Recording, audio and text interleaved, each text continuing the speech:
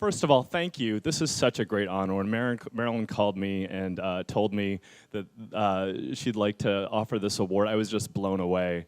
Just a few weeks ago, we celebrated the 95th anniversary of the 19th Amendment, when women won the right to vote. We're not given the right to vote. When women won the right to vote, and we're so proud that California was 10 years ahead of that.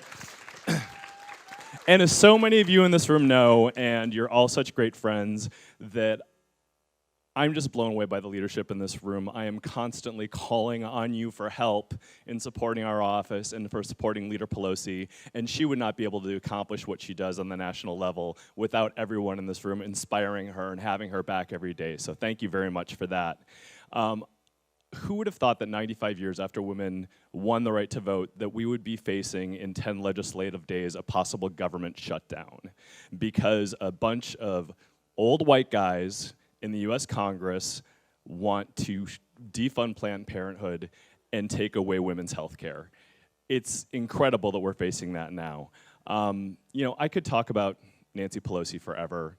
You all know that. And I had a whole prepared set of remarks to give, but I really wanted to speak from the heart instead and talk about how blessed I've been to have so many amazing women role models in my life. Starting with my mother, of course, who passed away in 2007. She's up there with Battle and Bella, so where's Liz, who just taught me how to live life with courage and grace every day. Next, I'll focus on California. My first job in California was working for Lonnie Hancock, State Senator Lonnie Hancock, when she was the regional director for the US Department of Education.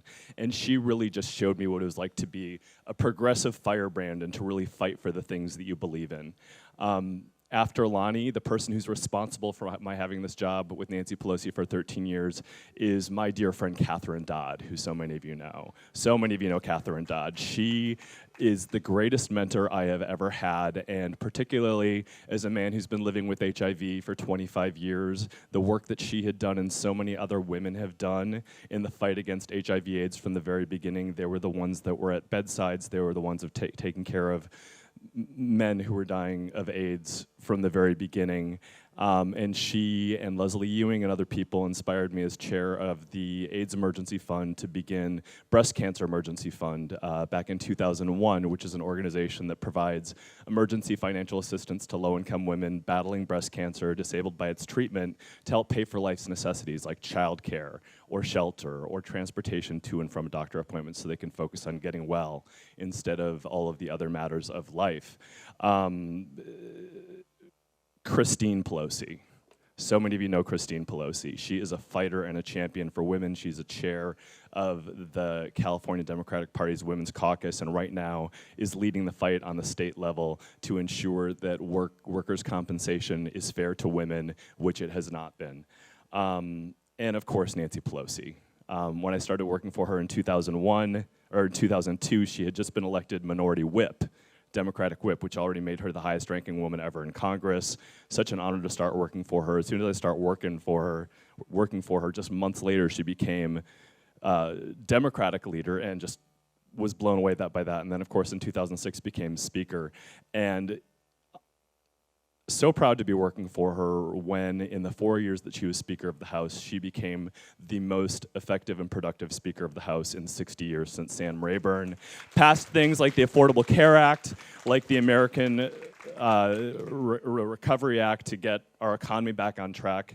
And I also just want to talk most recently about my future mother-in-law, Geraldine Burns. I'm getting married to my fiance, Dan Burns, Dan Bernal and Dan Burns, funny, in November.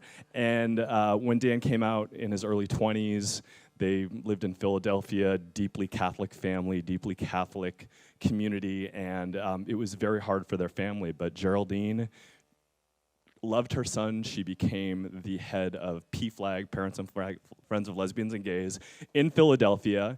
And from the year that her son came out, every 6 months she would write a letter to the Archbishop in Philadelphia requesting a meeting.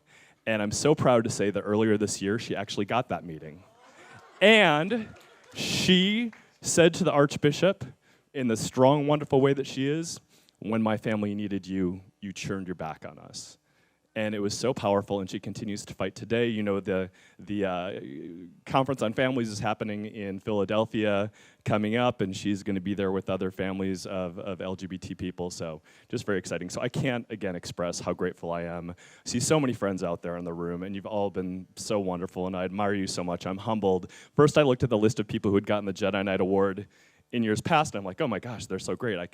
How can I be in their company? But then to be in all of your company today and all the work and leadership that's in this room, it's just really humbling, and I'm so honored. So thank you so much. Thank you.